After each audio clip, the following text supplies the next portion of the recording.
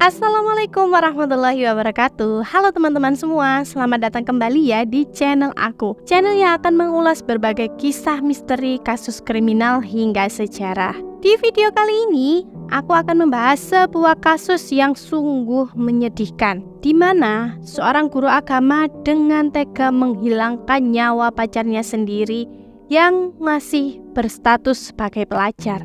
Tindakan nekat ini dilakukannya karena ia enggan untuk bertanggung jawab atas perbuatannya.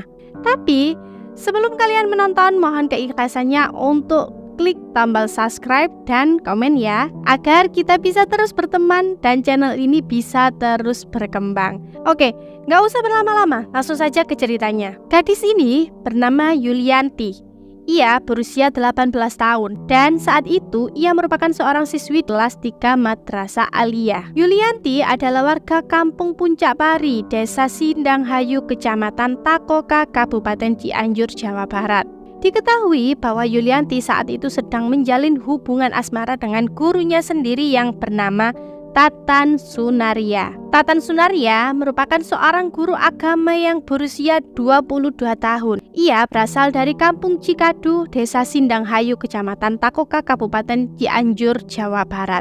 Nah, pada awalnya Tatan yang tertarik dengan Yulianti mulai mendekati dan mengungkapkan perasaannya. Namun kala itu Yulianti menolak dan tidak bisa menerima cinta dari sang gurunya tersebut. Namun seiring berjalannya waktu dan setiap hari selalu bertemu, Yulianti akhirnya luluh dengan bapak guru agama ini.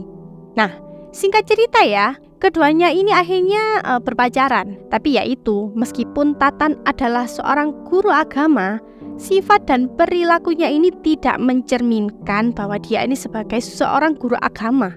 Ia ini cenderung memaksa Yuli untuk melakukan hubungan badan. Nah, meskipun Yuli ini awalnya nggak mau ya, dia ini selalu menolak dan dia ini merasa takut. Namun setelah beberapa kali dirayu oleh si Tatan, akhirnya Yuli pun menyerah dan mau melakukan hal tersebut. Selama 6 bulan berlalu, Yulianti berpacaran dengan si Tatan. Mereka pun sering melakukan hubungan itu. Dan yang akhirnya apa? Yuli pun hamil dan Tatan tidak tahu. Setiap hari Yuli ini selalu dihantui dengan perasaan bersalah karena khawatir keluarga akan mengetahuinya. Dan terlebih lagi ketika ia melihat profil Facebooknya si Tatan ini, ia menemukan sebuah postingan baru bahwa Tatan telah bertunangan dengan wanita lain. Yulianti pun semakin cemas ya, khawatir jika si Tatan akan meninggalkannya dan tidak bertanggung jawab.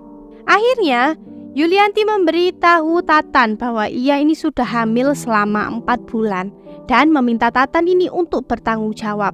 Namun akhir-akhir ini terlihat sudah bahwa si Tatan ini tidak memiliki niat serius dengan Yuli. Bahkan ia tidak pernah menanggapi permintaan Yuli. Sebaliknya, Tatan ini terus-menerus meminta untuk berhubungan. Akhirnya pada hari Selasa tanggal 25 Oktober 2016 ketika Yuli mengancam akan mengungkapkan hubungan mereka kepada keluarganya jika si Tatan ini tidak bertanggung jawab dan bersikap serius terhadapnya. Yuli juga meminta agar dia dibawa ke dokter untuk memeriksakan kesehatan janinnya. Nah, mendengar ancaman itu, Tatan ini merasa sangat frustasi ya. Ia takut dengan keluarganya sendiri dan khawatir jika hal tersebut sampai terdengar oleh pihak sekolah. Apa yang akan mereka katakan jika seorang guru agama ini terlibat hubungan di luar nikah dengan muridnya? Untuk menenangkan Yuli yang dengan serius mengancam dirinya, akhirnya Tatan ini setuju untuk mengantar Yuli ke bidan, sekalian untuk berjalan-jalan. Nah, keesokan harinya pada hari Kamis tanggal 27 Oktober mereka berkunjung ke Garut dan juga menyempatkan diri untuk beristirahat di rumah saudara Tatan. Setelah berkunjung ke Garut, Yuli meminta untuk diantarkan kembali ke Sukabumi.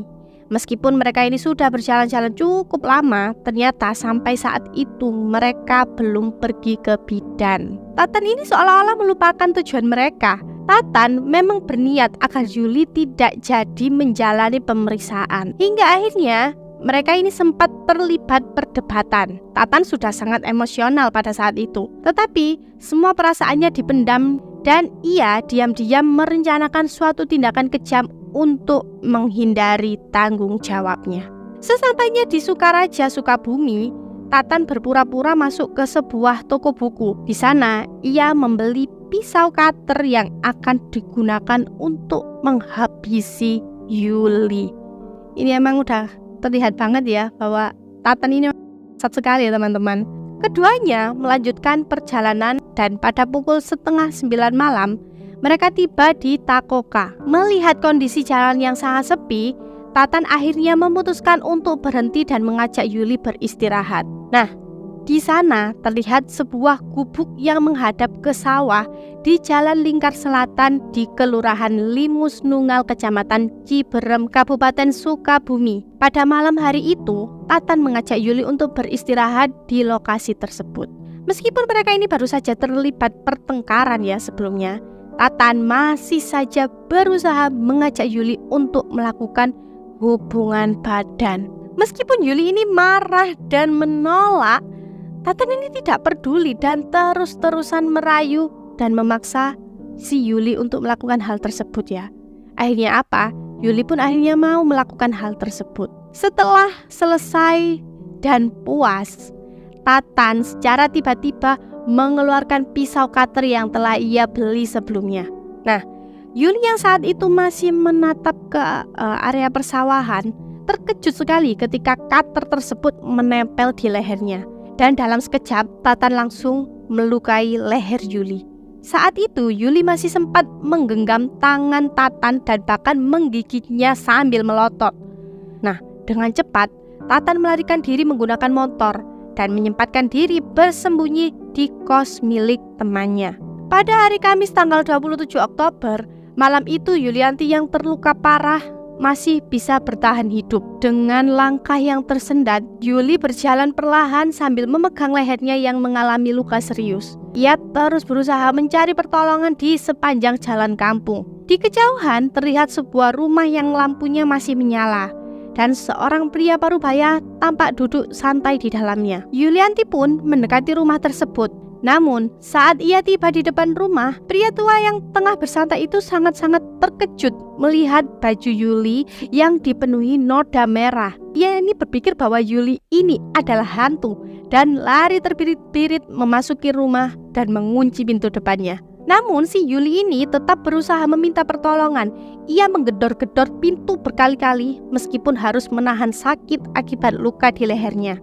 Ternyata teman-teman, pria yang masuk ke dalam tadi tidak bersembunyi, melainkan keluar dari pintu belakang untuk memanggil tetangganya dan berlari menuju rumah ketua RT untuk melaporkan apa yang dilihatnya. Warga yang penasaran pun berkumpul dan segera membantu Yuli yang sekarat pada saat itu. Yuli diletakkan terlentang di teras rumah karena ia sudah sangat lemah dan hampir pingsan. Lah, kebetulan ya, pada saat itu ada sebuah mobil angkutan kota melintasi lokasi tersebut. Mereka, warga kampung itu, langsung menghentikannya dan meminta bantuan supir untuk mengantarkan gadis yang terluka itu ke IGD.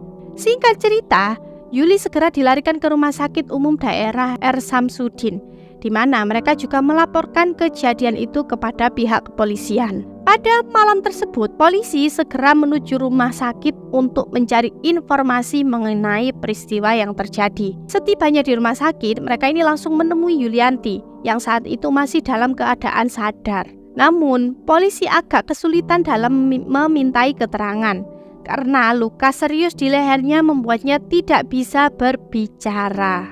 Untungnya, mereka ini menemukan cara komunikasi melalui tulisan menggunakan ponsel. Dari situlah pihak polisi akhirnya dapat mengetahui identitas Yulianti serta pelakunya, yaitu si Tatan Supriyatna yang merupakan guru dan sekaligus pacar si Yulianti. Namun karena kondisi Yulianti yang semakin memburuk, akhirnya pihak kepolisian ini memutuskan untuk menghentikan interogasi dan kini berfokus pada penangkapan si pelaku. Langkah pertama yang diambil pihak kepolisian adalah mengumpulkan informasi mengenai tempat tinggal pelaku saat ini. Setelah penyelidikan, diketahui bahwa pelaku tinggal di sebuah kontrakan di Desa Selawi, Kecamatan Cisaat, Kabupaten Sukabumi. Meskipun waktu sudah mendekati waktu subuh ya, polisi menyadari bahwa pelaku ini mungkin akan melarikan diri, sehingga mereka ini langsung melakukan pengejaran. Benar saja, saat polisi tiba di kontrakan Tatan, mereka mendapati si Tatan ini sudah bersiap-siap untuk pergi ke terminal dan menuju ke Jakarta. Tak banyak kata ya teman-teman, polisi ini langsung menangkapnya pada tanggal 28 Oktober 2016 itu. Setelah penangkapan, pelaku dibawa ke Polres Sukabumi untuk dimintai keterangan. Sayangnya, pada hari yang sama, sekitar pukul 12 siang, Yulianti tidak dapat bertahan setelah mengalami luka yang dalam, meskipun sudah mendapatkan perawatan yang intensif di rumah sakit. Ia pun akhirnya meninggal dunia. Dan kini satu-satunya keterangan yang ada hanya bersumber dari pelaku, yaitu si Tatan. Tatan pun harus mempertanggungjawabkan perbuatannya. Jaksa Penuntut Umum atau JPU menuntutnya dengan hukuman 20 tahun penjara dan vonis hakim pun sejalan dengan tuntutan tersebut. Tatan dijatuhi hukuman 20 tahun penjara di Pengadilan Tinggi Jawa Barat. Pada saat itu ya, akun Facebook Tatan ini menjadi viral dan netizen membanjiri kolom komentar dengan berbagai macam kecaman. Ironisnya, ketika jenazah Yuli ini diotopsi, tidak ditemukan tanda-tanda kehamilan pada tubuh Yuli. Dan mereka ini menyimpulkan bahwa kemungkinan besar Yuli ini berbohong kepada Tatan. Dan kemungkinan besar Yuli ini hanya menginginkan pertanggungjawaban atas hubungan terlarang mereka. Oke teman-teman, inilah ya akhir dari kasus seorang guru agama yang tega menghabisi nyawa kekasihnya sendiri karena meminta pertanggungjawaban. Dan semoga ini menjadi pelajaran ya bagi kita semua agar tidak mudah terbuai oleh rayuan para lelaki.